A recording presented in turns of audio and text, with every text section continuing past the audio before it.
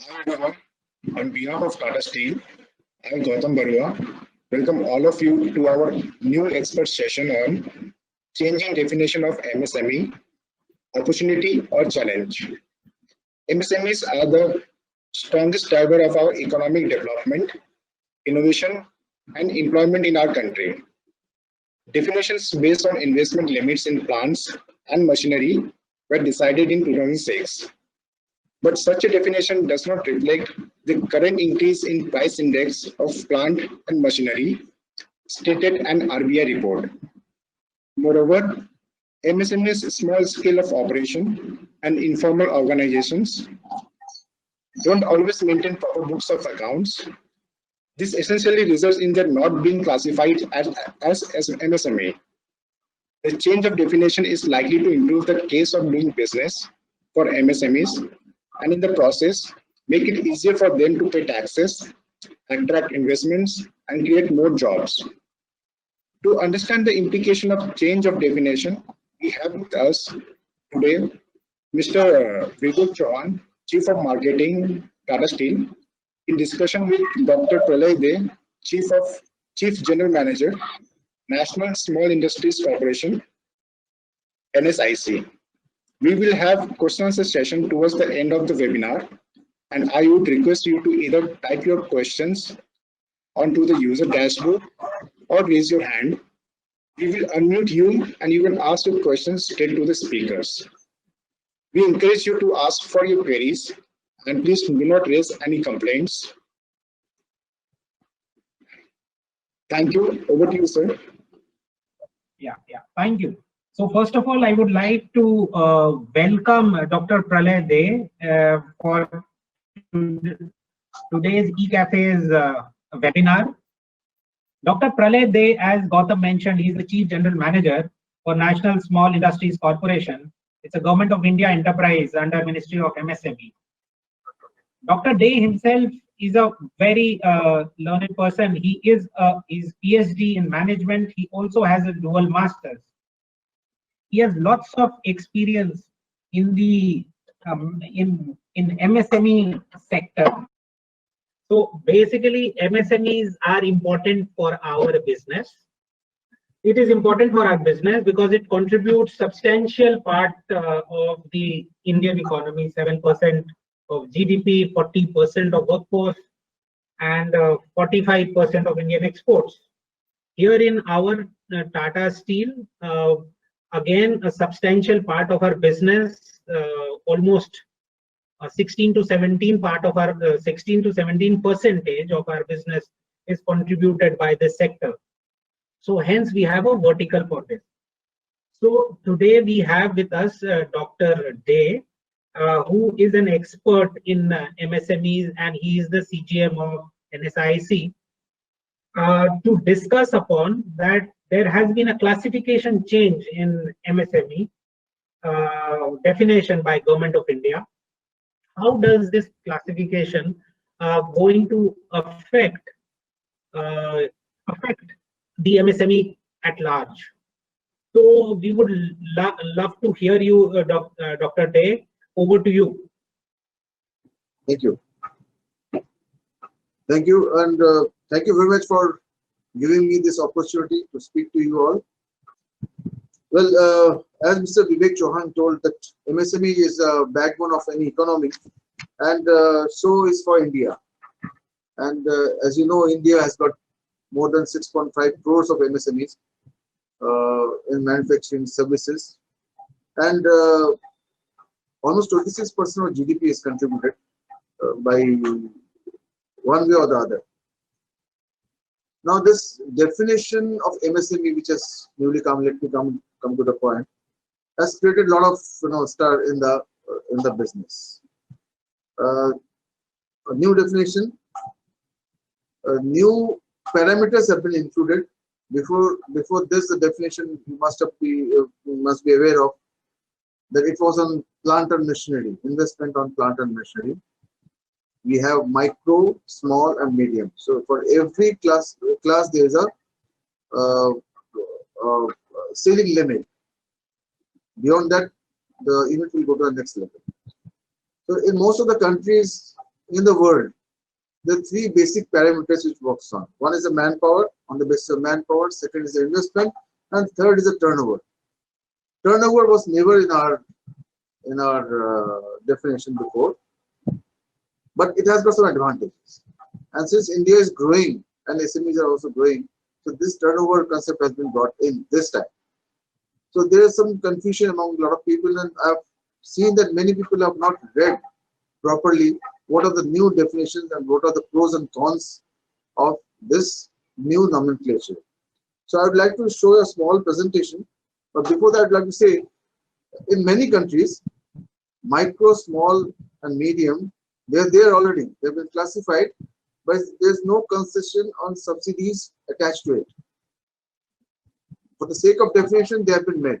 But in our country, there's a concession, there's a subsidy, there's some other facilities which depend on the classification. That means if you are micro, you'll get more. If you are small, you'll get less, and you'll get very minimum when you are medium.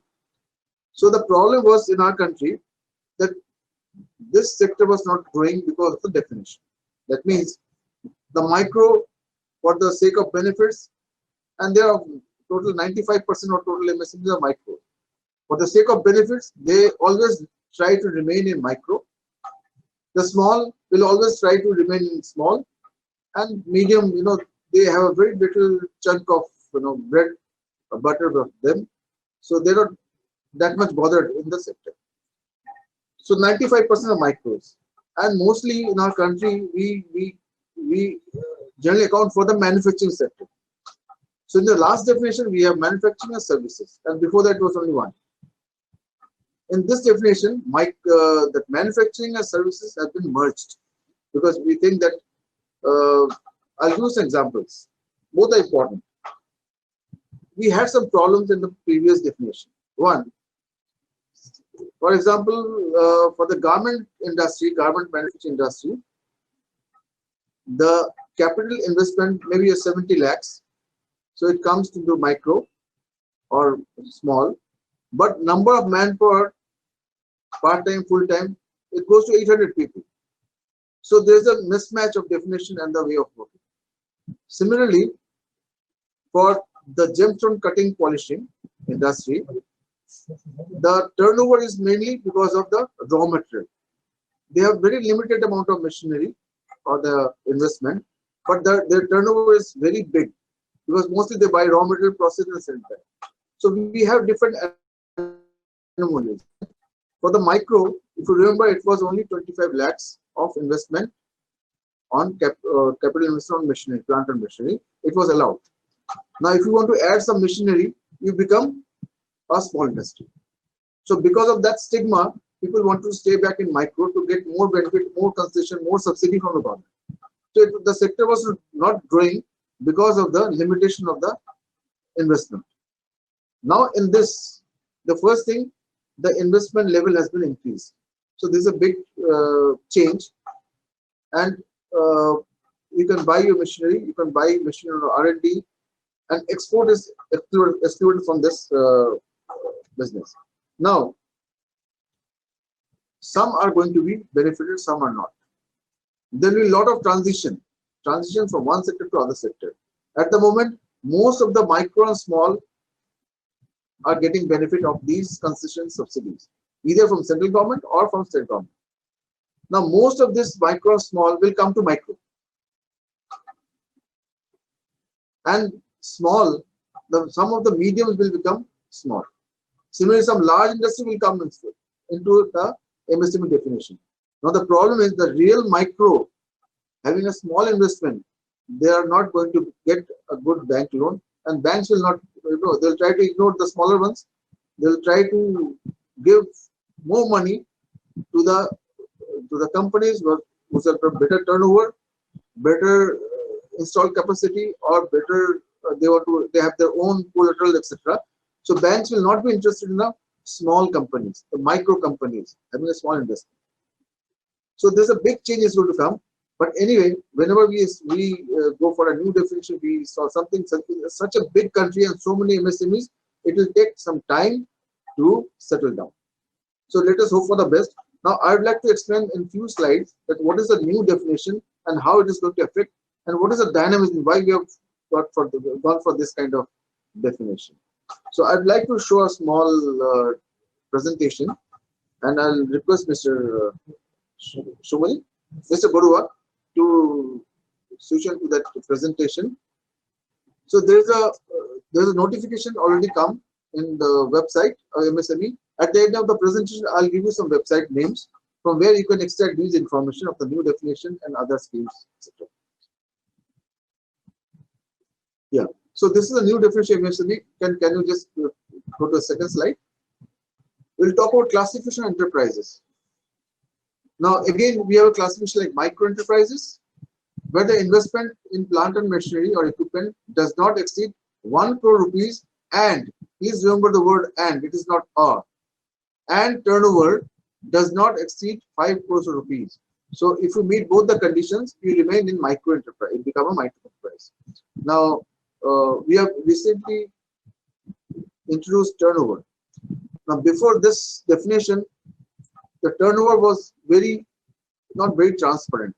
You know, it was not taken seriously by the micro enterprises particularly.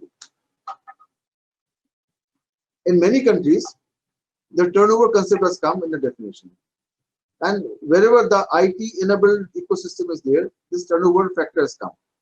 So India, by the way, has also got a very good income tax network at the moment, as well as GSTN network. So GST has come up in a very big way, and hopefully most of the MSMEs will come into this gamut. So with this, we can measure the turnover, and we want the turnover should not exceed 5 crores of rupees. So again, there might be some companies who has got less investment and more turnover. In next slide, I'll tell you how it is to be calculated, where he will be positioned. But at the moment, it should not exceed more than 1 crore rupees of capital investment, and turnover should not exceed 5 crores. A small enterprise, on the other hand, where the investment plant and machinery does not exceed more than 10 crore rupees and turnover does not exceed 50 crores rupees. Now this is a big jump.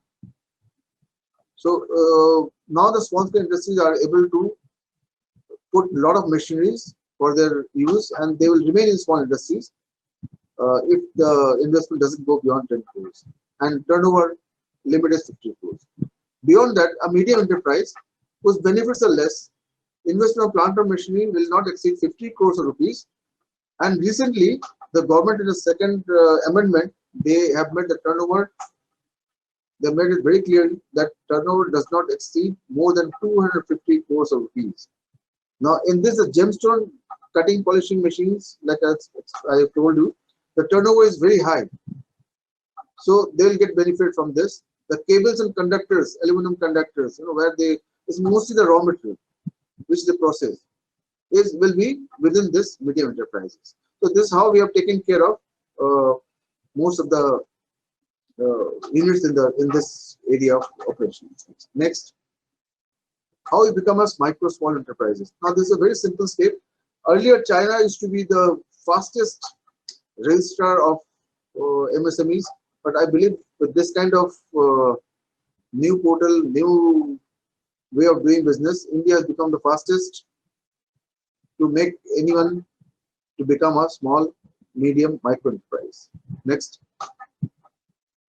Now this is initially we had Udyog Aadhaar. You must be aware of Udyog Aadhaar, which was the fastest registration process. No certification was required, and one can register at any point of time using the portal. But the main problem of Udyog Aadhaar was, we didn't have authentication system. It's all offline authentication. That means anyone can, bluff and make an industry and take all benefits out of it. There were some consultants who have misused this portal because there's no check, no physical check, and certification was very limited. In this Udyam registration, now we call Udyam registration, there's a portal udyamregistration.gov.in. I'll show you the names later on, the names of the site. So this is a portal which is IT enabled. Now, when I say IT enabled, it sounds different from the previous one. Whatever inputs you give in the portal, it will be cross-checked by the service providers, be it in government, be it in the private sector, and with a limited amount of information, the entire profiling can be met. I'll give you an example why it is different from the other one. This entries of unit registration is based on PAN and GSTN. This is the first time which has been introduced, and the PAN certification has been given by NSIC to the ministry. So what happens when somebody puts a PAN number, the entire profile comes out from his ITR, which he or she has filed last year. If they have not filed the ITR, it will give a provisional registration, and in the next financial year, if the data is not uploaded, the registration will get automatically cancelled. So whenever GSTN number is being clubbed up with the GSTN network, but PAN is already there. So when an unit fills up a PAN income tax return with a PAN number, he has to put the details of investment he has done on the current year or the previous year and the turnover. So this system automatically captures the turnover and the details of investment. So you can see this eco-friendly system is IT friendly, and one cannot fool the government mechanism for registration process. So there cannot be any duplication because PAN number is always unique, and there cannot be any consultant or middleman to do some registration on behalf of any unit. There's a permanent identity number known as Udyam registration number will be given to every unit. So that unit number you can quote anywhere for getting any concession, any preferential treatment from any government. And you will get an e-certificate, Udyam registration certificate, which is similar to Udyogada registration, and that you can show to any compliance, to any inspector, any municipality for getting benefit. So this is about the e-certificate Udyam registration. This portal is working on the full force. Only thing, the GSTN registration is not fully done, so that will be activated later on. This is a composite criteria of investment and turnover for classification. Now, with which category you fall, you can make out from this calculations. Next. Sorry. Now, the composite criteria of investment turnover shall apply on the classification of enterprise as micro, small, and medium. If the enterprise crosses the ceiling limit specified by present category in either of the two criteria of investment turnover. That means, so if your investment is 70 lakhs, but your turnover goes up at certain point of time to 6 crore, the upper parameter will be taken and your placement will be done according to it. So you will be placed in a small category. Similarly, there can be a slip down also. In case both the parameters you could not perform in that particular year, you have slipped down. So you can come back from small to micro, subject to the fact that you have done poor in both the parameters and you fall in the micro category. But it will affect only from the next year, the forwarding year. Okay. There was a problem before that one person was opening companies in different states or the same municipality and taking advantages from different organizations, different places.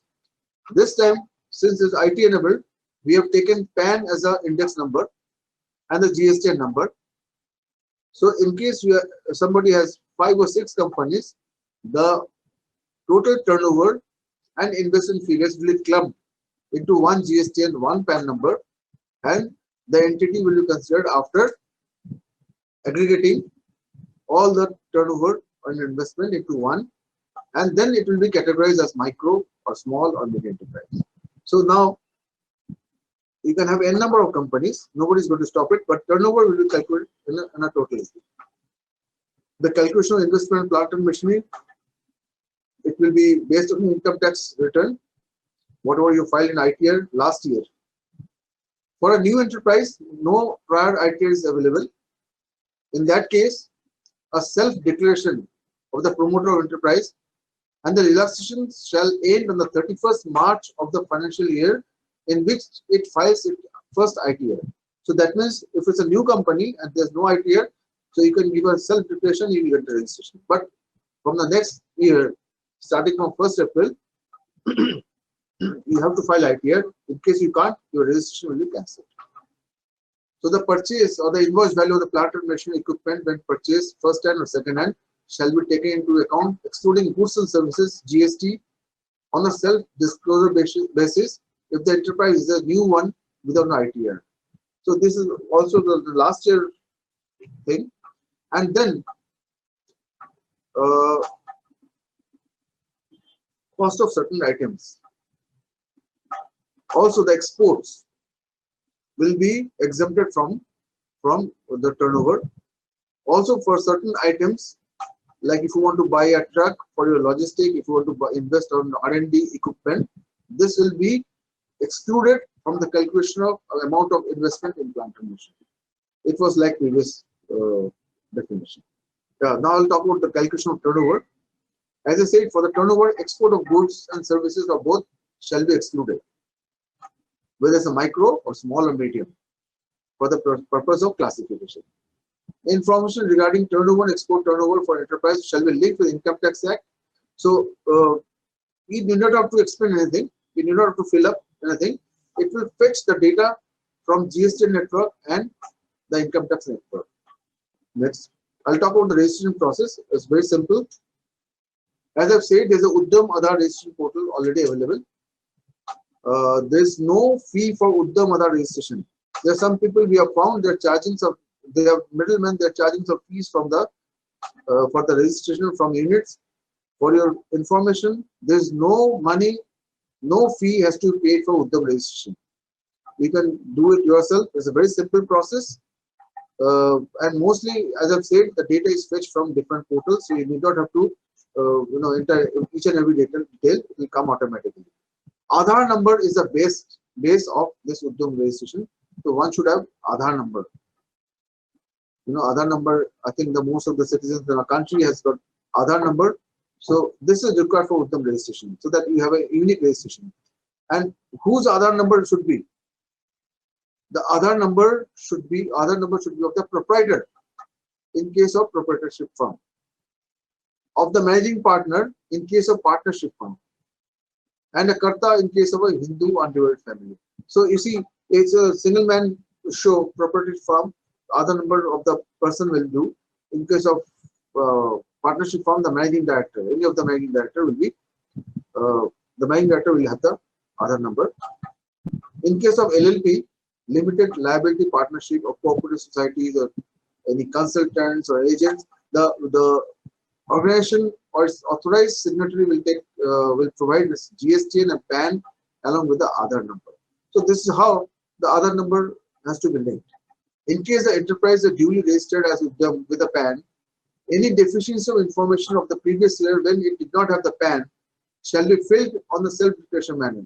Now, since we have started from now, so any discrepancy we find in the PAN and the income tax file, it will be will not take it that seriously. It has to be on a self-declaration manner. So we'll trust you whatever you put your data inside.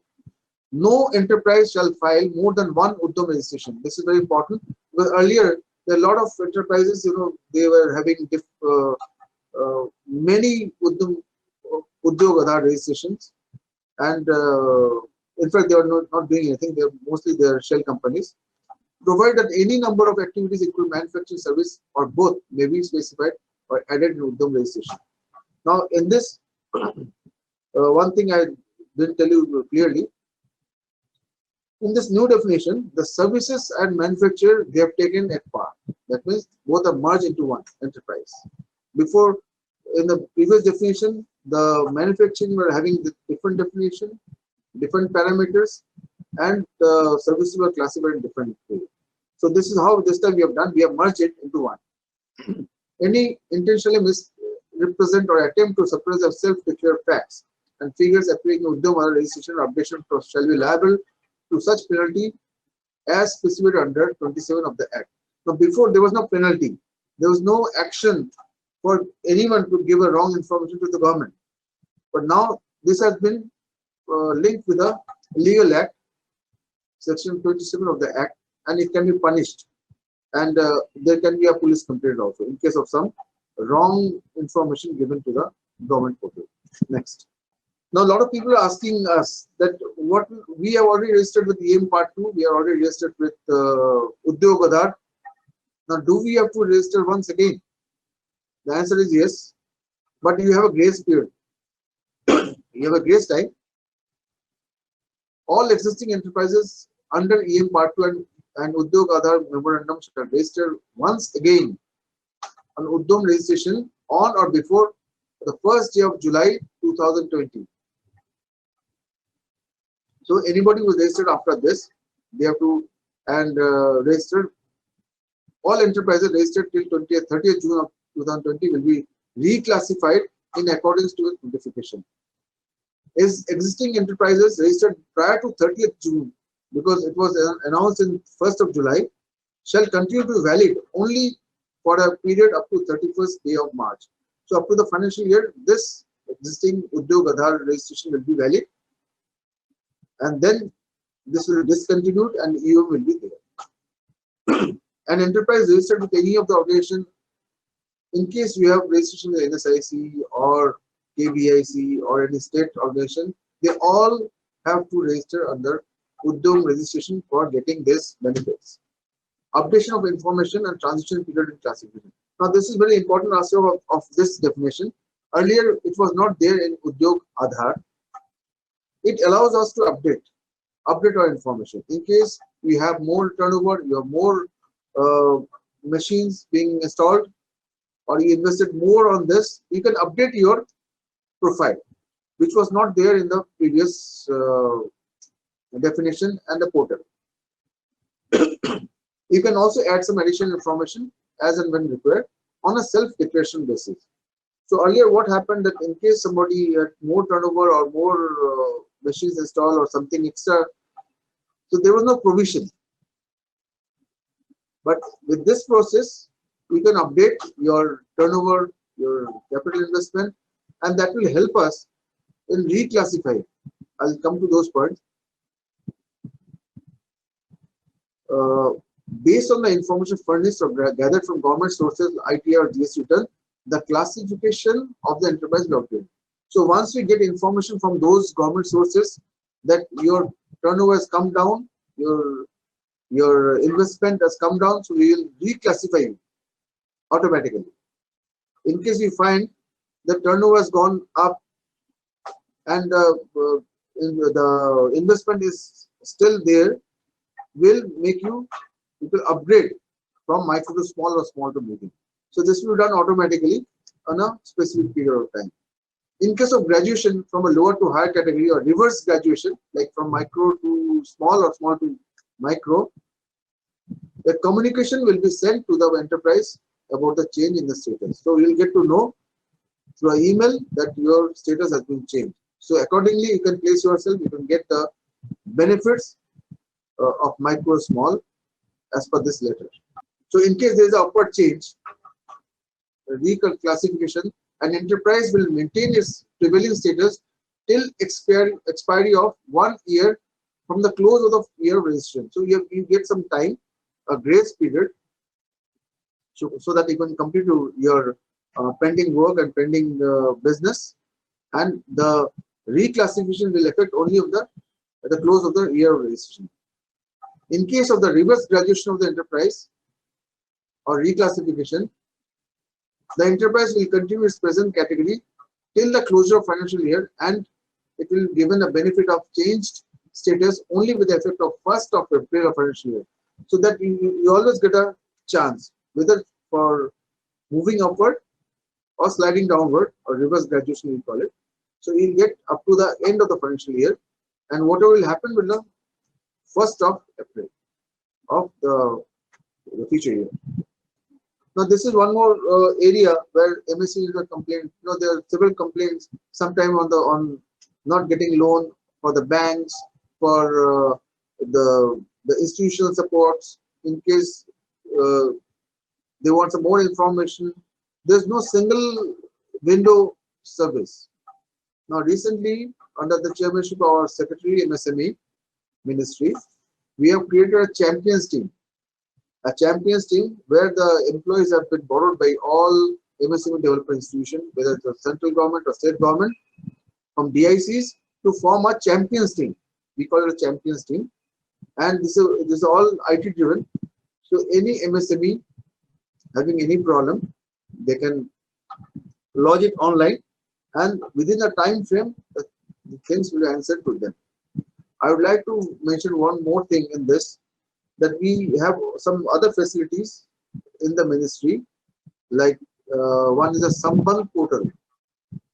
Sambandh portal, you remember that there's a public procurement policy which was announced in 2012, which says that the government departments, the central public sector enterprises have to buy 25% of their purchase value from MSMEs, micro and small, mediums are excluded, and that is why I'm saying that the mediums, they get very less amount, but now with the new definition they'll come to small, so they'll start getting benefits. So as per the procurement policy 2012, 25% of the total purchase value of any CPSE has to be sourced from MSME. So there is a portal, online portal with a experts backing it. They monitor each and every organization whether they are fulfilling it or not. There's a punishment for those organizations who are not following this 25% of the procurement. So once you go to the portal, it is Sambandh portal, you can find out that how much and what kind of materials they're buying. So list of items are also mentioned in a classified manner on this portal. So anybody willing to supply to PSEs can see the demand, can see the prices, even the prices, and the budget of each and every CPSE in our country. So this is a new initiative, and it has taken place, and people are using it very nicely. There's another portal, we call it Samadhan. Samadhan is, when they settle down within the parameter of rules. Samadhan, what it does, that there's a 45 days time for a payment to be done to MSEs, micro small enterprises. If a government department buys anything, it has to pay within 45 days. Otherwise, there's a punishment for that.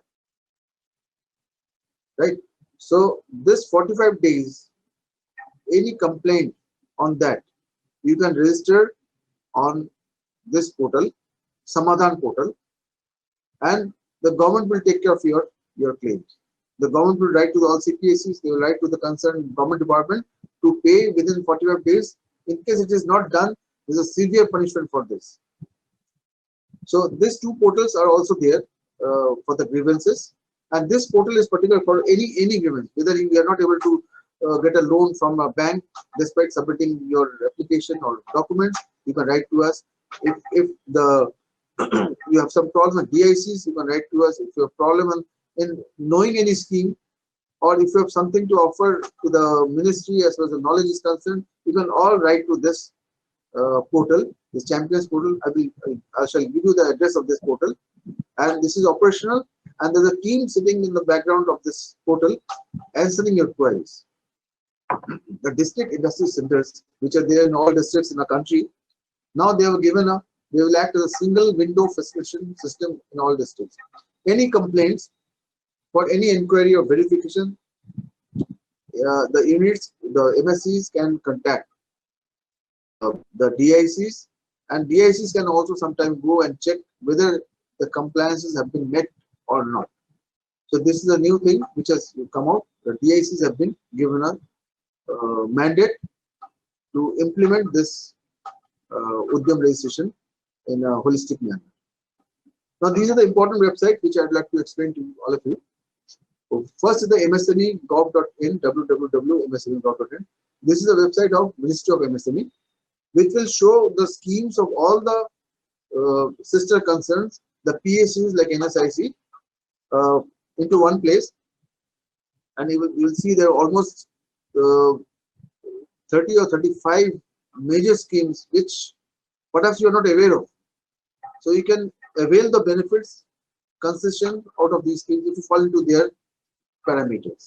So msme.gov.in, you can see what is happening to in our MSME sector, what are the schemes and how we can approach them, who is the controlling body, what are the limits, all those things you can find.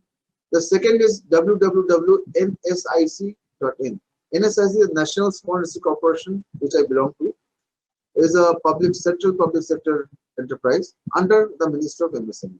So we are the only PSU under ministry, because a lot of things ministry cannot do when it has to reach the grassroots level of industries. So NSIC is serving for last 65 years in this country, and the first one to serve the MSMEs or small industries in our country.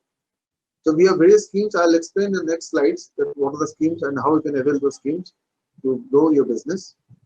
The third one is msmedatabank.in. Now this was done 3 years back when we found that Udyog Aadhaar is not having the entire profile of the unit. In case you would like to find out how much power, solar power consumption demand will be there after 2 years, there is no basis for that to calculate. Similarly, we were not aware that how many SC, ST entrepreneurs in which sector, in which state. So this MSU data bank is a repository of all MSME units, and this is mandatory. Mandatory means it has been notified that to avail any benefit of MSMEs, one has to be a part of MSU data bank, so that we capture data, and this MSU data bank is further linked with Udyog Aadhaar and Udyam registration. So first you register there and then come to data bank, and we'll fetch the data automatically from this. So there's no repetition of data entry. So once you've done in the Udyog Aadhaar, you have to just come and give your PAN number. The entire data will come, and then you can add on things. Now here I would like to mention that MSU data bank is run by ministry. It's organizations like NSIC, MSME DI, Tool Rooms, association like CIA, FICCI. So wherever there are some data, is all normalized in MSU data bank. Because in our country, what happens is every organization has got some data. Whether it's Tata Steel or whether it's MSME DI, whether it's a FICCI, ASSOCHAM, they all have data, and those data never talk to each other. So the main idea of creating the MSU data bank to make it uniform. So they are classified data, they are based on Aadhaar number, so there's no duplication. They're based on PAN number, so we can find out the bank details and how much they're working on that, the capture turnover also, the manpower, the awards. So this data bank is a repository. We have a small film. After this presentation, I'll like to show you how simple is it and how you can enroll yourself in that. Then the fourth one is the Champions Gov.in. As I've said, that in case you have some grievances of any kind, whether it's for the bank, whether it's for any institution, whether it's on a situation or anything on this, you can post in the champions.gov.in, and we'll take up your case because there's a team behind it, and they'll write to those organizations which are defaulter, which can get the answer for you to satisfy you for this. So Champions Government is a new initiative of this government, so you must make use of it. Then number 5 is www.dcmsme.gov.in. Now DCMSE is the Development Commissioner's Office of MSME. They are the people who make schemes. They are the people who make implement some government schemes. So there are n number of schemes. You must visit the site and see what are they offering. There are almost 16 schemes which directly and indirectly benefit MSMEs. So you can go and avail those schemes. I have a slide also which will explain which are the schemes they have. And the last but not the least is udyamregistration.gov.in. This is the website I was talking about. You can just go and click on that, put your PAN number in case you have one, and everything, all the data from your income tax return will be captured. It will come to this site. So very less amount of work you have to do, and you can get your registration done. If you don't have a GSTN number, you can get a provisional registration. Once you have a GSTN number, your registration will be permanent. So these are the important side, and I urge everybody to make use of these schemes which are available in this sites and grow your business. Yeah, in case you have some questions, you can write to me at pday@nsic.co.in, and I assure you that reply will come very soon. Thanks. Over to Mr. Vivek Chauhan. Thank you so much, Dr. Day. A lot of information. You were mentioning about this data bank, and you have a film for that. So why don't you share it and explain what it is all about and how useful it can be for the MSME itself and or for people like us who are serving the MSME? Yeah. Well, this I have explained data bank. It's www.msmedatabank.in. This is now mandatory for any MSME to get any benefit or concession from the government. And the beauty is, it is all technology driven. Like once you enter your Udyog Aadhaar number and PAN number, the entire data will come from your Udyog Aadhaar database. And then you can edit. Whenever you graduate something, you add your machine, you add your factory, you can just enter it. Advantages with the people who are monitoring. Like for example, from your Tata Steel, if you want to see who are the MSMEs in your region, so you can make your report out of it. You can find out a particular region and you can see which are the MSMEs. At the moment, there are more than 2 lakhs of good MSMEs who can really supply and do work well, because those MSMEs who are in data bank, mostly we have seen their balance sheet. They have been inspected by a third-party inspection like RITES and SGS, MSME tool rooms, MSME DIs. So they'll make sure that the business they're doing, they're genuine, and they are already suppliers of CPSEs, mostly. So there's a very good database of over 2 lakhs of thing, and there's no duplication. What happens in this kind of databases? There are a lot of duplication. So, and they're all classified by HS code, the Harmonized System Code, or NPC, the product code, National Product Code. So you can search very easily, and the data is very comprehensive. So I would like to request you to Mr. Barua to run it. It's a 2-minute film, and then we can discuss on it. Ministry of MSME is continuously encouraging and facilitating MSMEs by transforming them into digitally empowered fraternity.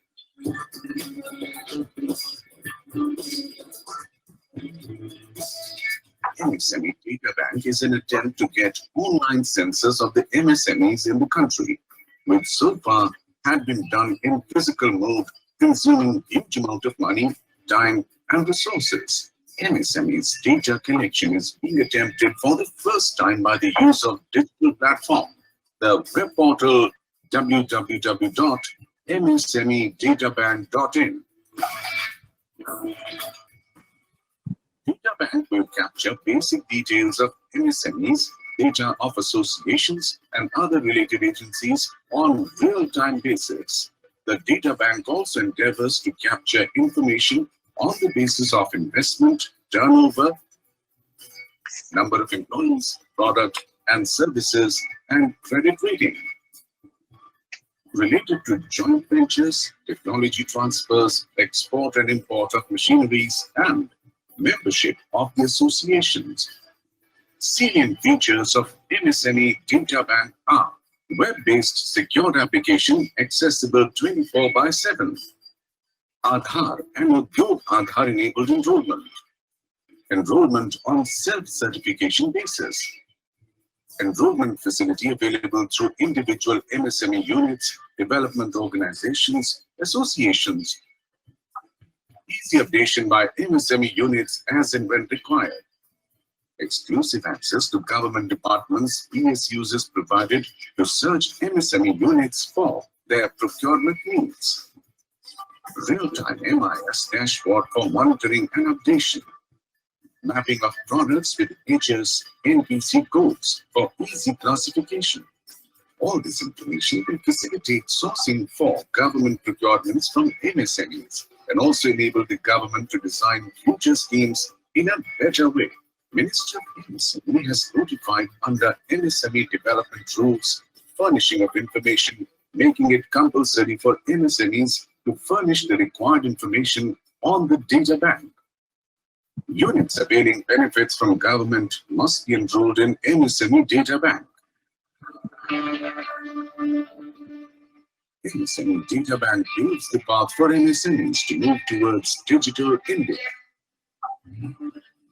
enabling MSMEs to harness new opportunities, widen their horizon, and grow bigger.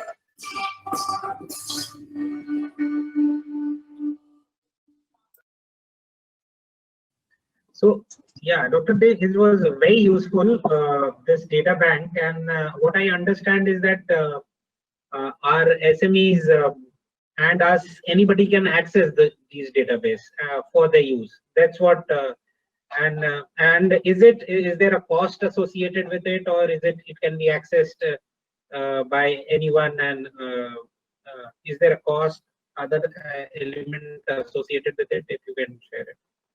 No, as I've told you, there's no cost for registration of any kind. Like there's no cost for Uddam registration. There's no cost of MSME data bank. It's all free of cost. And you might find in some websites in the internet, people are charging a little bit of money for doing it. Just ignore them. I would like to request. It's very simple forms are there. Anyone can fill up that form and you will register within a few minutes. So there's no need of going to any person, and it's all mostly they are self-certified. And now in the Uddam registration, it gives the data from government. So there's no need of any extra person, extra mentor or consultant to do your job on your behalf. So thank you. Yeah. So Dr. Dey, another thing which you mentioned was you mentioned a Samadhan website, and this was for if there is certain query or grievance related to payment. You mentioned, and this you mentioned only for government payments, or it can be raised for anyone. Say for example, my MSME is expecting a payment from a party or a customer and it has not yet been made. So this Samadhan will help us in recovery in some number of days, and this will, is it only for government or it is for non-government also? It's a very good question. I hope all of you are aware that there's a Delayed Payment Act for MSEs. Now this act is applicable on everybody. Any private government organization who doesn't pay within 45 days is liable for punishment. And for the government departments, because we have seen most of the departments, most of the cases are coming from the government departments. So we are very strict on this. This Samadhan portal is mainly for the government departments, because where we can write, we can put pressure on them through their ministries, through their secretaries, so that they make the payment within well time.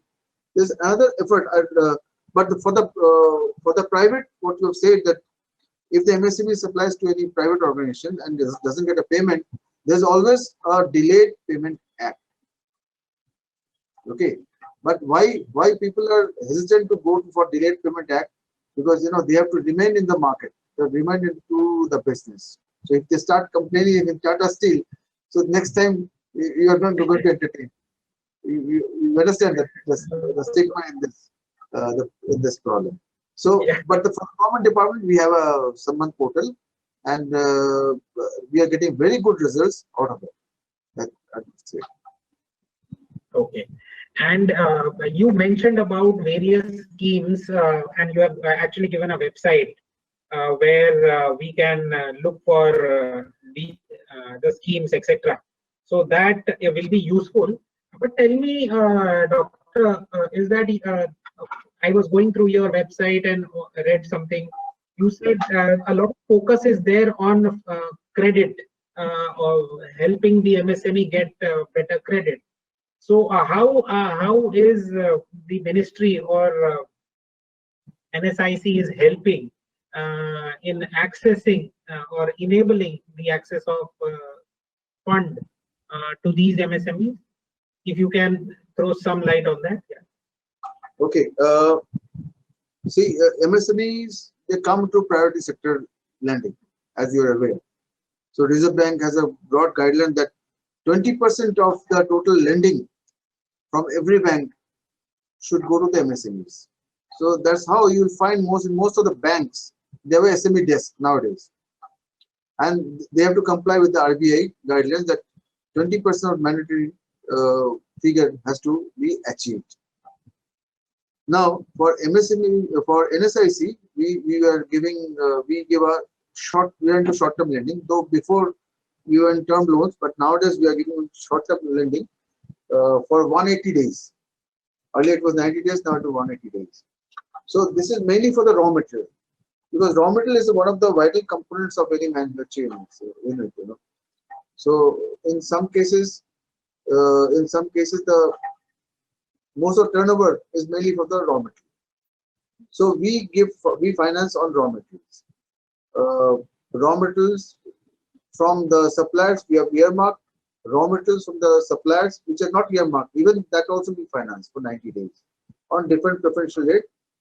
If you want the rates, I can explain to you. No. So that's fine, sir. So I just wanted to. There was something also written. See, you mentioned about that credit support on technology, skill development. These are some of the areas where these schemes are focused on. And there was another on cluster-wise measure. So what are these cluster-wise measure, Dr. Dey? Yeah, I have a small slide. I would like to request you to play that slide. Yeah. Now these are the schemes of broad schemes of MSMEs. I would like to take a, because many of you are not aware of many schemes where you can get really good benefit for your units. So I'll first tell you the schemes by the Minister of MSME, though it's a nodal body. Minister of MSME has got different SME development institutions like KVICs, Khadi and Village Industries Limited. KVIC is there, NSIC is there, the PSC. Then Choir Board is there, MSME DIs are there. The various SME development institutions which are working under the ministry. So I would like to give us glimpses of some schemes, details of which you can get from the website. Because if I talk about the details, it might not be possible to cover in this show. I can tell you that for the first generation entrepreneurs who are, or the startups, there's the Prime Minister Employment Generation Program or other credit support schemes. See what happens that when you start some unit in certain sector, you get some subsidy from the government up to 15%, up to a range for buying machinery for capital investment. So once you establish, you will get this loan and this subsidy, and that will be given by the bank. This will take care of your portion of equity, the equity portion of the entrepreneur. Similarly, we have funds like Credit Guarantee Trust Fund for micro small enterprises. As our Honorable Prime Minister announced that 100% collateral free loans are now available. Now this is exactly what it is. Earlier it was 80% of the loan was guaranteed. This is basically a corpus fund which gives the guarantee of the loan. So Credit Guarantee Fund Trust is being used by nodal entities like NSIC, banks. So what happens when you don't have a collateral, you can pay a extra percentage of interest, maybe a 1 or 1.5% interest extra, and your loan will be secured by the government. So earlier it was 80%, but now with the COVID situation, the government has announced that you can have 100% collateral free loans. Now this is a boosting factor for the people who wish to set up industry or a manufacturing unit or service unit without any collateral. This collateral is very important for the banks because they ask for those kind of things. But for this, the government becomes a guarantor. So, secondly, then we have interest subsidy eligibility certificate, mainly for the KVIC, for the wire board people, we have some interest subsidy, and we give a certificate. With the certificate, when they go to the bank, they get a subsidy. Next slide. So I brought down all the schemes which the development of Khadi village industries and other SMEs, SME development institutions are offering, like science and technology scheme. So in all these schemes, you will find there's some kind of concession, some kind of subsidy, some kind of help, which MSMEs can, particularly micro and small, in the Khadi, in the coir, and other people, they can get help. So I request the MSMEs to go to those website and see the scheme properly. If you can fit into, you can take this help. Then coir industry, we have a full-fledged coir development board in the MSME. Skills development. We also help on export promotion, market promotion for the coir board people. Domestic. I would like to mention broad schemes, like we have a marketing development scheme. So what happens that many of our MSMEs, they wish to go to abroad for exhibitions, for technology fairs, for seeing what is there and how to find out to cover up the gap. So ministry have very good scheme. Even for micro, for organizations owned by women entrepreneurs, you can get almost 100% subsidy for airfare and taking your materials for the display. So this is a very good gesture from the government that sometimes it is twice in a year. So twice in a year, once in a year. So all the schemes have been noted down there. So in case you want to go to a country where you would like to sell your product, you can just go to MS, fill up the form, MSME ministry. You can go to the and you can get the subsidy once you perform the journey. So 100% your airfare, your transport for carrying out your goods there and coming back, and some other, the design and all help you will get, support you will get from this. So this is a trade and industry related functional support services, Tripers, welfare. Can you show the next slide? There are so many schemes around. I've just summarized, like zero defect, zero effect. In case any association wish to, do a assessment of the units which are associated with that, so we sponsor those things. 75% of the money which is spent on this kind of assessment, and to make the MSMEs look better, feel better, and make and bring out zero defect in the production process. So that is supported by the government. Then Aspire, in case any organization wants to set up an incubation center, so it is 100% supported by the government. Even the cost of training is supported by the government. So there are many people who have set up the incubation for small enterprises where small projects are shown. NSS is one of them, and the cost is reimbursed by the government. NMCP, National Manufacturing Competitiveness Program. In case you want to improve your way of working in the unit, you can get subsidy from the government.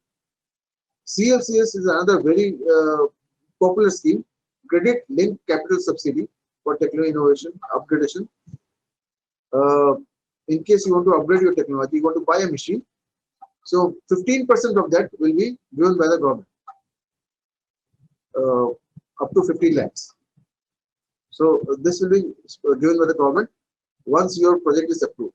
On 50 particular categories, if you fall into that, your things will be sponsored by the subsidized by the government.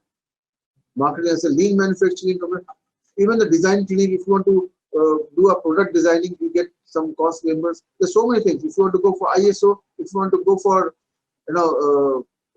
IPR, building awareness kind of thing, you are sponsored. like any association, they would like to go for a awareness campaign on IPR, they will be totally sponsored by the Ministry of MSME. Marketing promotion scheme, as I've said, if you participate in exhibition, domestic, international, the cost will be taken care by, mostly the most part of the cost will be taken care of by the government. But there's a restriction, you cannot go more than two times in a year. So international cooperation, if you want to have in some other country, we'll find out the buyers or sellers from that country. Procurement support, skill development in our institutions. In case there's an institution run by any company under these schemes, we sponsor the training cost, infrastructure development, cluster development programs. Now, in our country, there are many clusters in different areas on different products, different technology. So, Ministry of MSME has got a provision that they sponsor almost 70% of that, the program, be it a soft intervention, be it a hard intervention. So both will be sponsored by the Government of India. And creating SPV, so some portion of cost of SPV, special purpose engine vehicle, so that can also be sponsored by the Government of India. So in many places, be it in Maharashtra and Sangur or in southern and leather clusters, the cluster development SPVs are created by Ministry of MSME. So in case somebody has some new ideas, let a group of people come in a cluster, and that can be sponsored for the soft and hard intervention.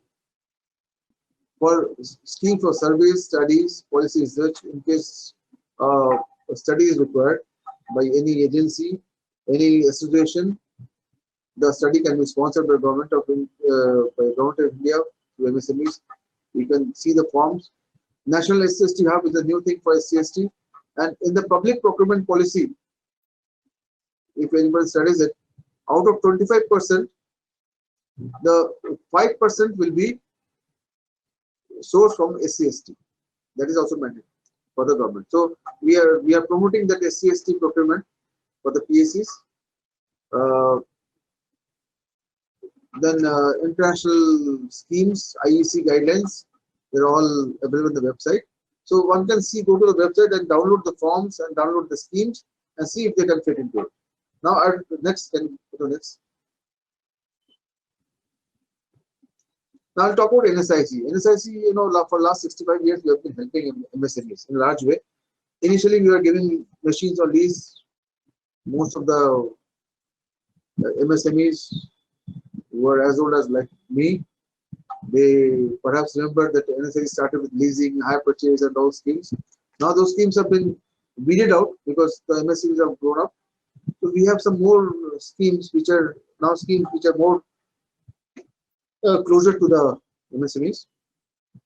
One is the raw material distribution, which I have explained, that we aggregate the demand of raw material and we put the order into suppliers and get discounts. And discount is passed on to the MSMEs. And what we charge is a service charge of 0.25%, which is very legal. At the same time, we do a credit.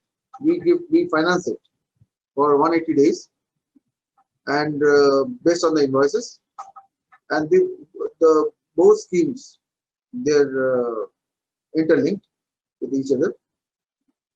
The third is the registration of government purchase scheme. This is a very old scheme and very important. And this scheme is also very popular. We got SPRS, Single Point Registration Scheme. This is run by NSIC. What happens that the registration will not serve any MSME to get orders from public sector unless and until their credentials are verified. Credentials in terms of financial credential, in terms of their production capacity. So what happens with the third party inspection, the right SGS, MSME tool rooms, we do a inspection on the industries who would like to have a certification from us. So we see their balance sheet, we see their capacity, so the financial capacity, we see their production capacity, and then we offer a certificate for 2 years. And that certificate is welcomed by most of the central public sector enterprises because it reduces their cost of finding a good supplier. Because what happens whenever somebody supplies, whenever a PSCs don't have tender, he expects good suppliers. Suppliers who have got a capacity of supplying that amount of materials with the financial capacity to supply those materials. So what we do, we certify these things and we give a certificate, and that certificate is accepted by most of the PSUs. So this is also a very good scheme, and for the micros we charge very less amount of money. So then it comes to consortium tender marketing. What happens that, for example, railways, they buy detergents of tons, several thousand tons. So for one MSME, it's very difficult to supply. So what happens, we make consortia of MSMEs, and on their behalf NSIC quotes. So NSIC is also a supplier. So we bid against those MSMEs, and when we get the orders, we divide into the different consortium members. So we call it consortium tender marketing. Also, we participate in tenders of big PSUs on behalf of our MSMEs. So this scheme is also there. Then we have a B2B portal which has got almost 5 lakhs of MSMEs who are exchanging their products online. We have credit facilitation on the bank type scheme. This is a new scheme which we started launched 2 years back. It is very difficult for MSMEs to get bank loans, mainly for the startups. So what happens that we have almost 36 banks in our net, in our connection. So we push those applications to those banks totally online, and whoever responds fast with a lesser amount of interest or the charges, the MSME comes to know sitting at home. So they don't have to go to banks, they don't have to come to NSIC. Sitting at home, they can apply, they can get the feedback. So this scheme is also there. We call it credit facilitation under bank type scheme. So we have created 6 finance facility centers in the country, and it is totally online at the moment. So anyone sitting at Raipur or in the south, anywhere in the Guntur, they can apply online, and they can pick up the banks, 3 banks of their choice, and they push the applications. So banks will respond to them, and whoever is the cheaper, with a cheaper loan, they can be taken by the MSME. So this is our new online financing scheme.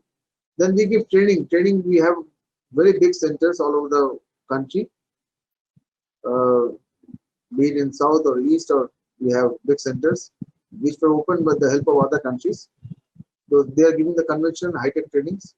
Then we have material testing, common facilities. People in the industrial area, they using our testing facilities, the common facility services. We have a rapid incubation scheme for new business creation. We have incubation centers, almost 15 incubation centers all over the country, which gives training on how to set up business, how to set up production center, manufacturing facilities. We have infrastructure support, which for MSMEs, we have buildings which MSMEs can hire and use the facilities there. We conduct exhibitions, internal cooperation, internal exhibition at the same time, and we take MSMEs on board, and we cross-subsidize this kind of events. So these are the schemes in particular. I request all of you to see those websites and take details of those schemes. You can download the forms and apply if you need those help and support and concessions. Thank you. So I'm not sure we have time left for question and answers from the participants.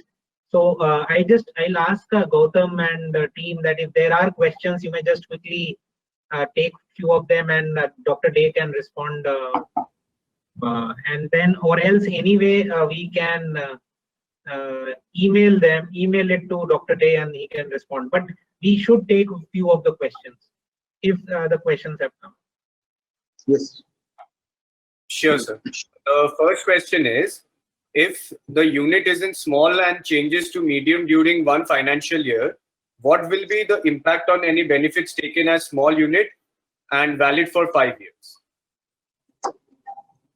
I think if you see my slide, I think third or fourth slide, yeah, it will be applicable at the from the beginning of the financial year. So you can enjoy that leverage till the end of financial year. Right, sir. The next question is, if late payment issue could not be solved through Samadhan, how can one escalate further? Well, there's a law at the moment, Delayed Payment Act. So you can file in any of the courts, you can get that money back. I can offer you another solution, because most of the people, they don't want to go to court or Samadhan for certain reasons. Because if you have to do business again, you won't be able to get it. So there's another way. There's a new initiative of the government. We call it TREDS, T-R-E-D-S, TREDS portal. It's a bill discounting portal. So where you can discount your bills at a very marginal payment. It's only open for micro, small units. So this is done by the SIDBI and some other players.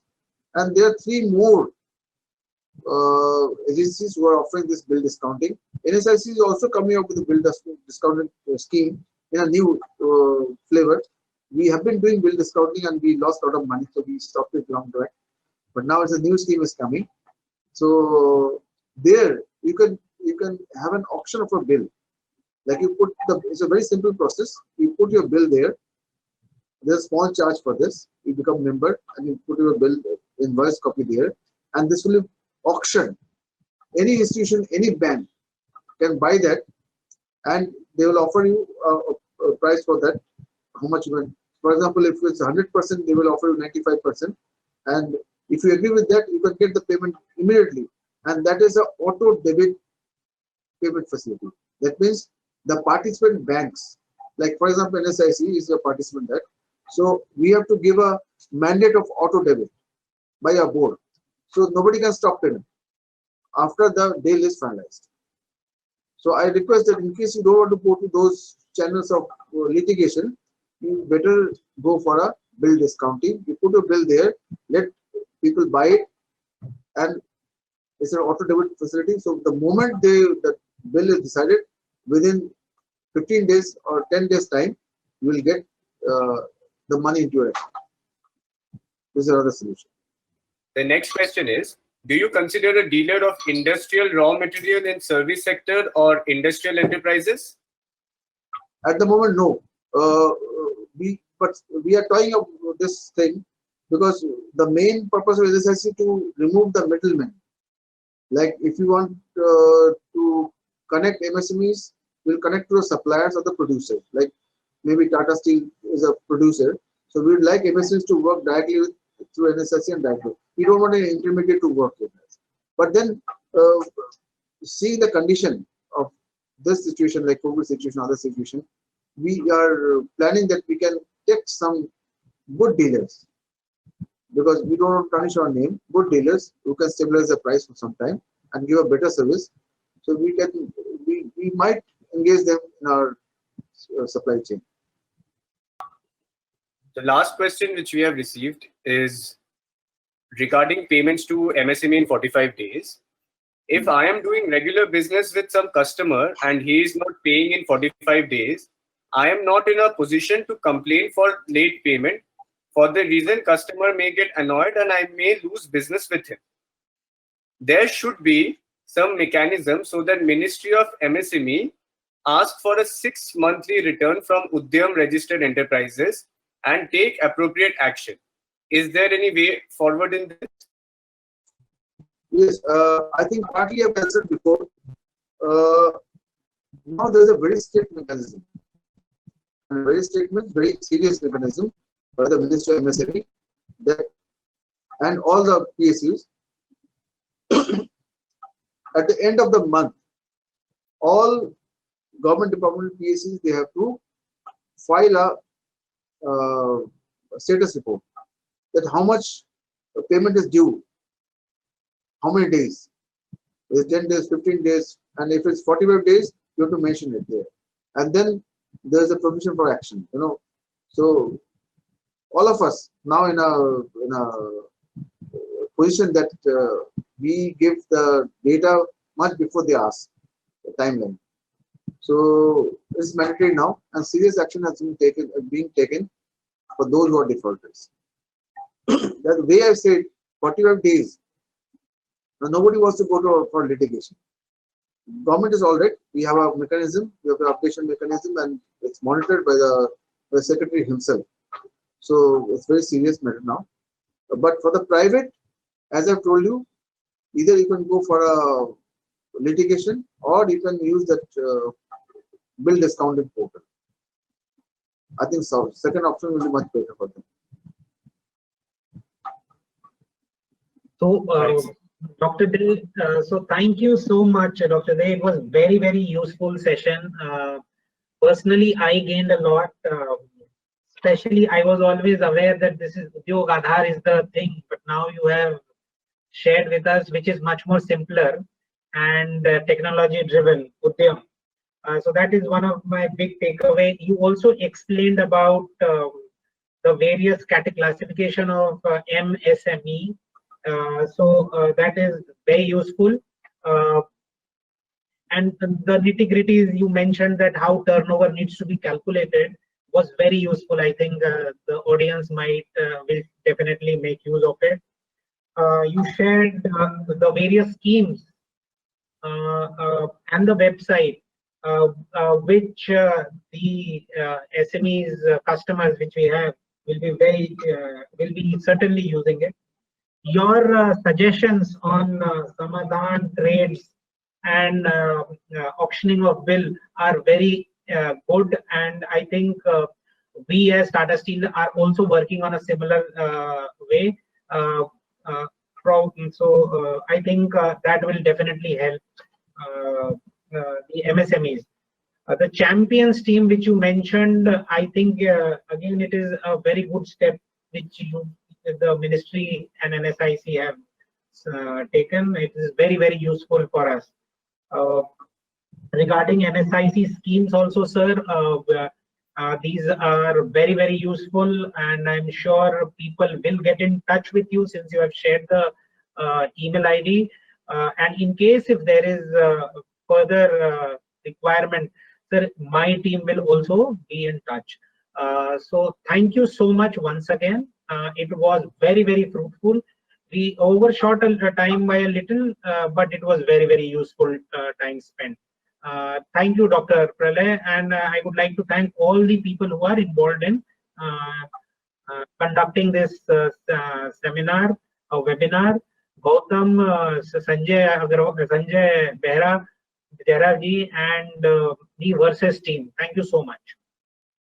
Thank you. Thank you.